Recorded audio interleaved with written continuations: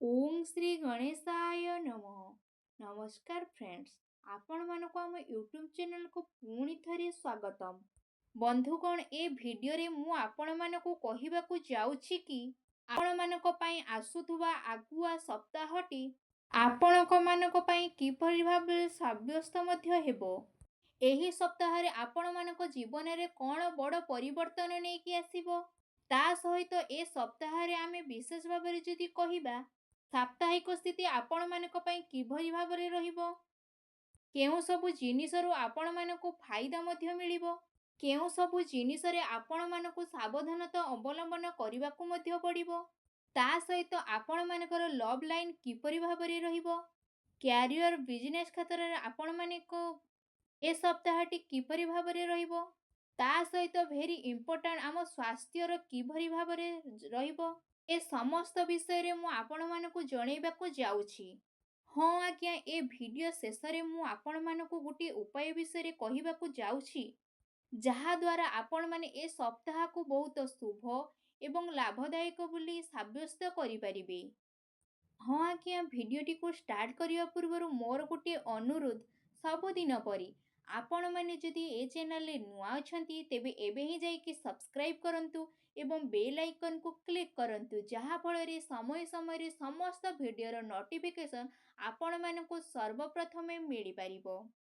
आसंतु एबे जानिबा एही सप्ताह रे आपणको साप्ताहिक राशिफल किभरि भाबरे रहिछि।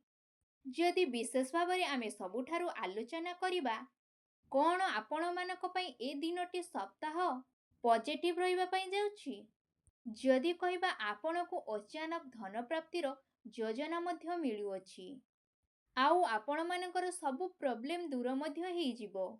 आपण मानकर कर्म उपरे आगको बढ़िबा पई कि ट्राई मध्य करिवे, निजर काम कार्य को बढ़ेबा पई दिग मध्य बाहर मध्य करिवे, जहा फल रे आपण मानको सबु प्रकारर खुशी मध्य मिली जिवो। ता सहित जदि कहिबा आपण मानको शुभ समाचार मध्य मिलिबो, आध्यात्मिक क्षेत्र रे आपण मानको सानिध्य मध्य प्राप्त हेबो, विद्यार्थी माने मध्य तांको पाठ पढ़ा प्रति एकाग्र चित्त होई मध्य रहिबे, तथा सेमानकु उत्तम परिणाम प्राप्त मध्य हेइ जिवो। एहा सहित आपण मानकर कौनसी भी कार्य अटकी की रहिथिला ताहा मध्य एही दिन रे सफल हेइ जिवो। आपण मानकर योग्यता एवं प्रतियोगिता को नेकी आगको मध्य बढ़िबे, निजर प्रतिद्वंदिता पाखरु आपणको सफलता मध्य मिलिबो, आउ आपण माने विजय प्राप्त मध्य हेबे। आपण माने दिन चर्चा रे विशेष भाबरे बढ़ी मध्य जिबे, जहा फल रे आपण मानक मन रे आश्चर्यजनक निखार मध्य देखिबाकू मिलिबो। संतान मानकर शिक्षा एवं कैरियर रिलेटेड किछि समस्या देखा देउथिला, ता प्रति आपण माने बड़ निर्णय मध्य नहीं पारंती, जहा द्वारा समस्त समस्या मध्य दूर हेइ जिवो, आउ समस्ते खुशी मध्य अनुभव करिवे, आउ आपण माने निजर स्थिति को नेकी लाभ प्राप्त मध्य हेबे। वृद्ध लोक मानकर आशीर्वाद एवं कृपा आपण मानको प्राप्त मध्य हेइ जिवो। स्वास्थ्य रे आपण मानकर विशेष भाबरे सुधार आसीबारु आपण मानको भितरे गुटे नुआ उज्जार मध्य देखिबा पई कि पाइबे, आउ निजर कार्य प्रति आपण माने ढेर सारा कार्य करि चलिबे एवं मन मध्य बळैबे। कौनसी शुभ समाचार मिलिबा कारणरु आपण मानको मन मध्य प्रफुल्ल रहिबो। आपण मानकर बुद्धिमता एवं होशियार सहित आपण माने सब कार्य मध्य करि नेबे, जहा फल रे आपण माने काफी खुशी मध्य होई रहिबे। ता सहित जदि कहिबा आपण मानको एही सप्ताह रे कोन नेगेटिव सब रहिछि, जदि कहिबा समाज रे मान सम्मान प्राप्त हेबार संभावना कम रहिछि। समस्त कार्य को आपण माने विस्तार एवं गभीरता भाबरे कार्य करंतु, जहा फल रे आपण मानको सम्मान प्राप्त मध्य हेबो। समस्त बंधु मानक सहित आपण मानकर रिलेशन मध्य खराब हेबा पई कि जाउ अछि। धन संचय करिवार प्रयास मध्य एही सप्ताह रे मध्य करि पारंती, एवं ता सहित आर्थिक समस्या रे आपण माने सावधान रहिबा आवश्यक। भाई मानक सहित आपण मानकर भाग बंटार स्थिति मध्य एही दिन रे बनु अछि। आकस्मिक संबंध को आपण माने बिगाड़ंतु नाही। युवक माने आपण मानक कैरियर प्रति आपण माने शुभ समाचार मध्य करंतु नाही। ଏହା ସହିତ ଆପଣମାନେ କ୍ରୋଧଠାରୁ ଦୂରେଇ ମଧ୍ୟ ରୁହନ୍ତୁ। ଆପଣମାନେ ତରତର ହେଇକି କୌଣସି ବି କାର୍ଯ୍ୟ କରନ୍ତୁ ନାହିଁ, ନହେଲେ ସେ କାର୍ଯ୍ୟ ବିଗାଡ଼ି ମଧ୍ୟ ଯାଇପାରେ, ଯାହାଦ୍ୱାରା ଆପଣମାନଙ୍କ ଲକ୍ଷ୍ୟ ମଧ୍ୟ ପୂରଣ ନ ହେବ ଏବଂ ପାରିବାରିକ ସୁଖରେ ଆପଣମାନଙ୍କର କ୍ଷତି ମଧ୍ୟ ଘଟିବ। ତା ସହିତ ଆପଣମାନେ ଷଡ଼ଯନ୍ତ୍ରର ଶିକାର ମଧ୍ୟ ହୋଇପାରନ୍ତି। ତେଣୁ ଆପଣମାନେ କାହା ଉପରେ ବିଶ୍ୱାସ ଏତେ କରନ୍ତୁ ନାହିଁ। ବୃଦ୍ଧ ଲୋକମାନଙ୍କର ସ୍ୱାସ୍ଥ୍ୟରେ ମଧ୍ୟ କ୍ଷତି ଘଟିପାରେ, ଯାହାଦ୍ୱାରା ଆପଣମାନଙ୍କର ଆର୍ଥିକ ସ୍ଥିତିରେ କିଛିଟା ପରିବର୍ତ୍ତନ ଦେଖିବା ପାଇଁକି ଆପଣମାନେ ପାଇବେ। ଆସନ୍ତୁ ଏବେ ଜାଣିବା ଆପଣମାନଙ୍କର ଏହି ଦିନରେ ଲଭ୍ ଲାଇନ୍ ସ୍ଥିତି କିପରି ଭାବରେ ରହିବ।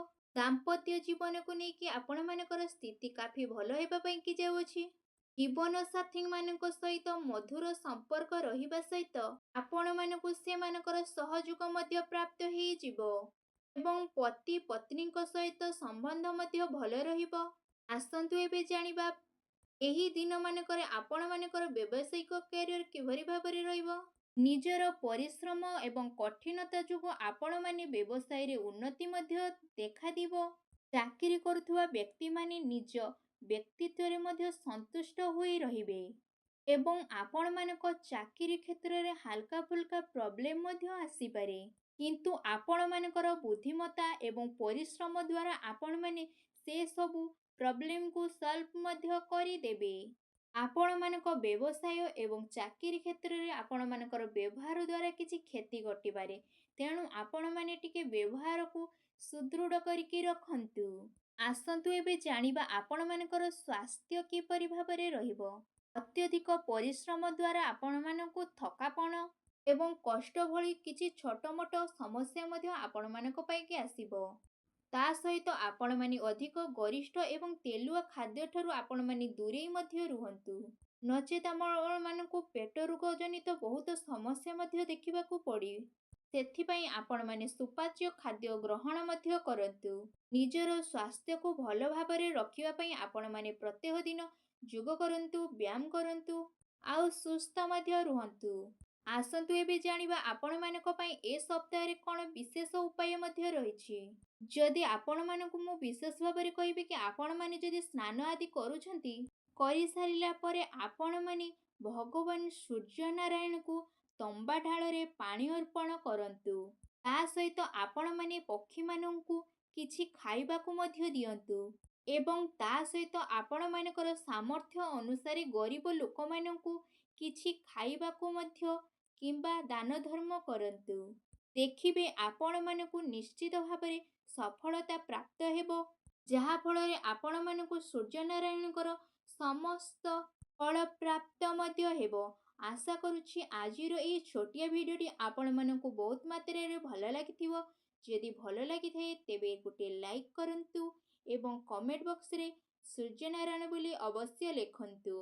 ପୁଣି ଦେଖାହେବ ଏକ ନୂତନ ଭିଡ଼ିଓ ମାଧ୍ୟମରେ। ସେ ପର୍ଯ୍ୟନ୍ତ ବିଦାୟ ଦିଅନ୍ତୁ। ରହୁଛି। ଧନ୍ୟବାଦ।